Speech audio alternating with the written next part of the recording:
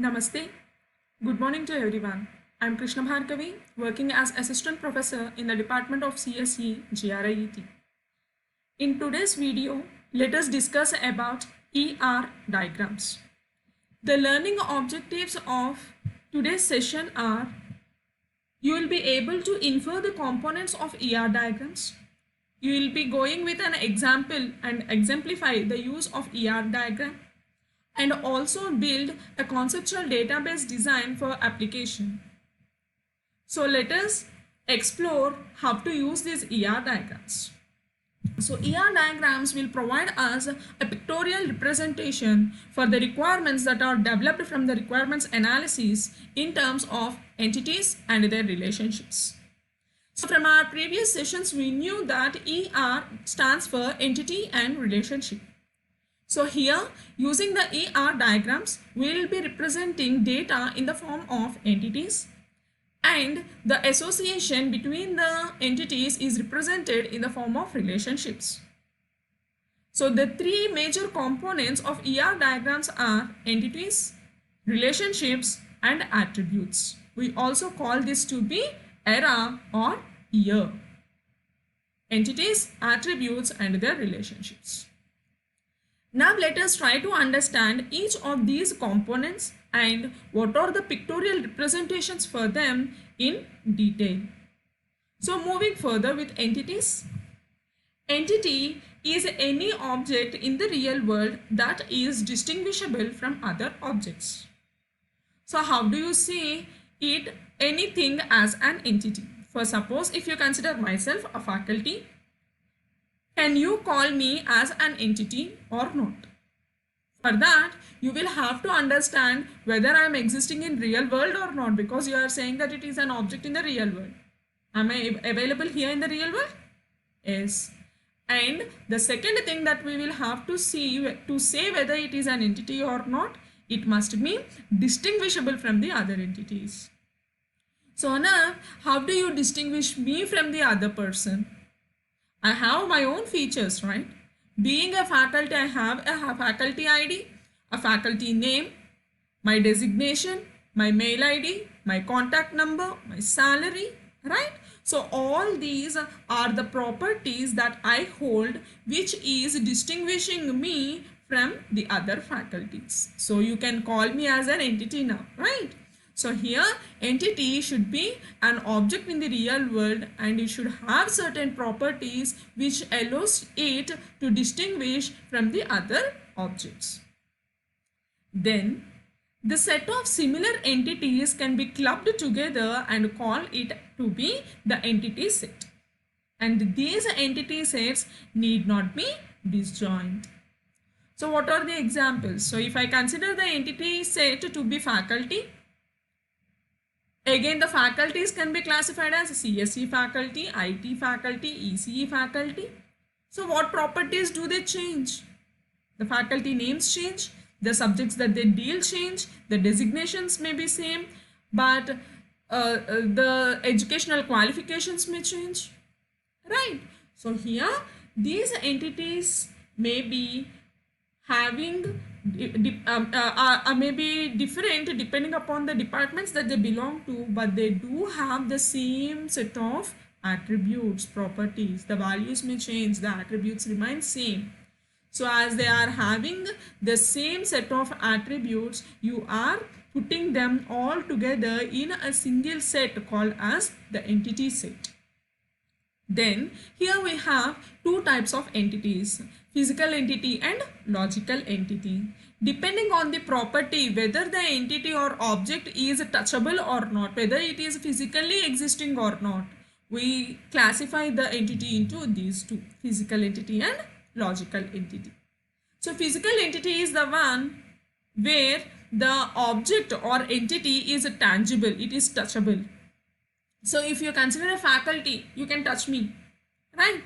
Similarly, if you have a student, you can touch them. So the student, faculty, bank employees, customers, all these will be called as physical entities. You can touch them and feel them by touch. The logical entities are called as the intangible objects, which are not touchable objects. For suppose department, can you touch the department? No, the students, the courses, the faculty, all together we call it to be the department. You cannot touch a department. Similarly, you consider the bank account. You cannot touch the bank account. You can have a passbook to refer to the bank account. You can store amount in your bank account, but you cannot touch it. You can only refer to it, but you can have a physical touch to it. So such type of entities are called as logical entities. So these are the two types of entities depending upon whether they are tangible or intangible. And the pictorial representation for the entity is a rectangle. So here in the ER diagrams, the pictorial representations, whatever diagrammatic representation that you give, a label must be attached to it. It is must. Yes, so here the entity is represented using the rectangle, and within the rectangle you provide the label. So name of the entity must be provided. Then coming to the attributes. As we already told you, to identify an entity, it must have a set of properties. So these properties are called as attributes. So attribute is the property of an entity. And to distinguish one entity to the other entity, you should have these properties. And the properties or the attributes in a given entity set will be the same. For suppose if I say that faculty is the entity set, whether it is a CSE faculty or an IT faculty, they will have a faculty ID, faculty name, designation, email and phone number. So the set of attributes will be same for any entity in the entity set. Then for each attribute within an entity set, we should provide the possible set of values that it allows. We usually call this to be the domain constraint, or in general language we call that to be the data type, but that must be provided. So how do you provide that? Faculty ID is having a number. So number is the domain or the possible set of values that faculty ID will accept. Then an attribute is represented with an oval. Here again a label is provided to you. Within the oval you provide the attribute name, the property name. Right. Let us discuss about what are the different types of attributes available. So here these the types of attributes are classified into three sets. The first set of attributes are called as a simple attribute and composite attribute. So for a simple attribute, you cannot further divide it into subparts. For how do you represent the simple attribute? Just like an attribute, it will have oval specified by the attribute name. For suppose if you consider salary, you cannot further divide it into. It is a simple one. Then coming to the composite attribute, these can be further divided into subparts. What are the examples for this? So if you consider the address, can the address have subparts?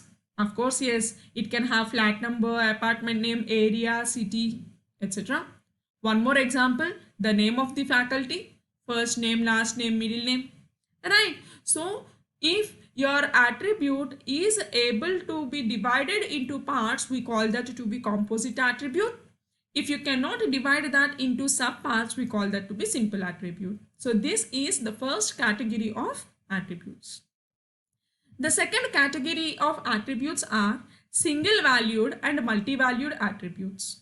The name itself they are specifying. Single valued attribute will always hold only one value at any given time. Multi-valued attributes will hold obviously more number of values for that attribute. So here single valued attribute refers to only one value at a time. So again the single valued attribute representation, the pictorial representation is the same as a simple attribute is the same as the attribute. You will have oval, within that the label. So if I consider the Aadhaar number, Aadhaar is a single value. Any user will have only one Aadhaar provided to him. Right. Then coming to multi-valued attributes, these can refer to either 0, 1 or more than one values at a time. Example, the contact numbers of employees or students, the mail IDs, right? So here, in order to represent multi-valued attribute, we will have to provide double oval. Yes, so email ID. A person may not have a mail ID, may have only one mail ID, may have more than one mail IDs also. So that is the reason why email is considered to be the multi-valued attribute. Similarly, if you consider contact number, a person may not have any contact number, may have only one contact number, may have multiple contact numbers. So here, to represent the multi-valued attribute, represent that in double oval. Then coming to the third category of attributes, which we call to be stored and derived attributes. So the stored attribute is the one which will be providing values for the other attributes. And how do you represent them? They are similar to the single valued simple attribute. As attribute, you will have only as oval represented with the attribute name. Date of joining here we are considering. Yes, so date of joining can provide you value to the other attributes. Like if I wanted to get the experience from the date of joining to the current date, if I evaluate, I'll get the experience, right? So that is the reason why we call these to be the stored values, stored attributes. Then for derived attributes, these need not be stored again. You can derive the values from the existing other related attributes. So how do we represent them? With the dotted oval. So here if I consider experience, experience can be derived from the date of joining. Similarly, you provide me the date of birth, I'll give you the date of, year, age, right? So here the stored attributes are the one which are stored in the database. From that, if you are getting the value, we call that to be the derived attribute. So these are the three sets of attributes that we have, and we have two types of entities based upon their touchability, their physical existence. Also we have another two set of entities. We'll discuss that in our further slides anyhow. Okay, so here in ER diagrams, these ER diagrams are basically used to pictorially represent the data of the database using entities, attributes and relationships.